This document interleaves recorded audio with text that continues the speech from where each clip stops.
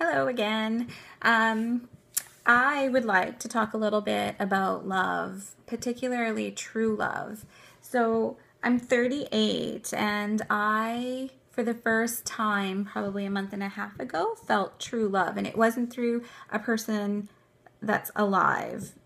It's through somebody that's passed away. So in physical relationships, love is often a pawn. It's back and forth. I did this for you, and now you've got to do this for me. If you love me, you'll do this. There's this back and forth action constantly happening, whether you're aware of it or not. If you're aware of it and you want to dissolve it because you want to experience a true positive energy within male female, and you recognize it, become aware of it, and change it, awesome. That's great. But in most relationships, there's a lot of this back and forth, and the balance isn't there. One always feels like they're more taken advantage of. Whether they are or not, it doesn't matter, but there's a sense of imbalance. So anyways, for the first time, I felt love. I was in meditation, and I'm starting to open up my third eye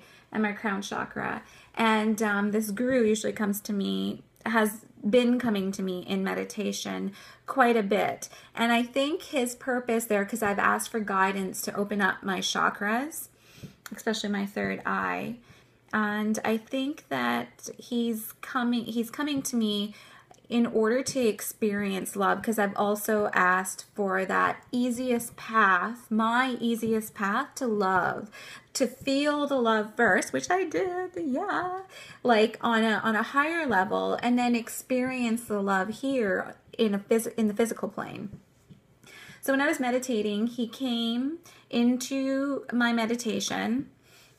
So he walked up to me, so I could see him walking up to me while I was meditating.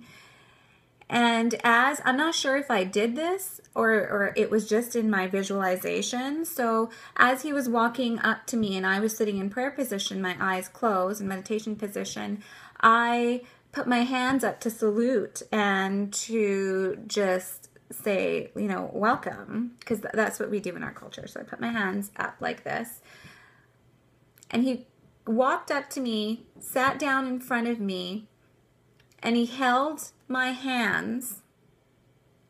He held my hands from this side. So he held my hands, and his fingers kind of touched my third eye.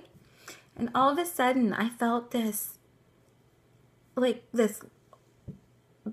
euphoria. I can't even say bliss. It was like this euphoric feeling of nothingness, but everything at the same time. It was like, man, electricity going off everywhere. I didn't know what to do with it. And at the time, I was like, oh my God, you can't even think. It's so strong.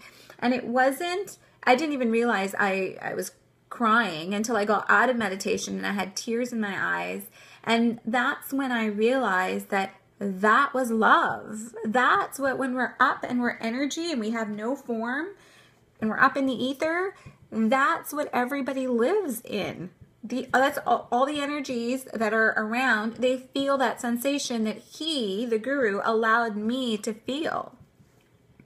So that was kind of cool, and it was my first experience of unconditional love, because the only unconditional love I've ever experienced on this physical plane is really truly through my son. I mean, he has expectations too, but it's really at that level of love that I've experienced. So anyways, that was bliss, and that was an experience I have been having actually within myself since within my meditation. It's been really nice. And that's the kind of love that I want on this physical plane, and I'm going to find it, damn it. So I dare you to experience that same love within your relationships too. If you feel like that your partner's taking advantage of you, then talk to them, fix it. What's the big deal? I don't understand why people make such a big deal out of like these tiny little problems. And trust me, I did it too.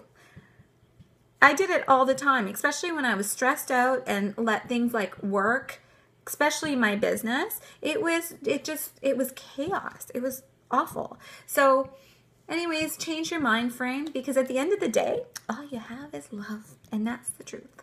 Later.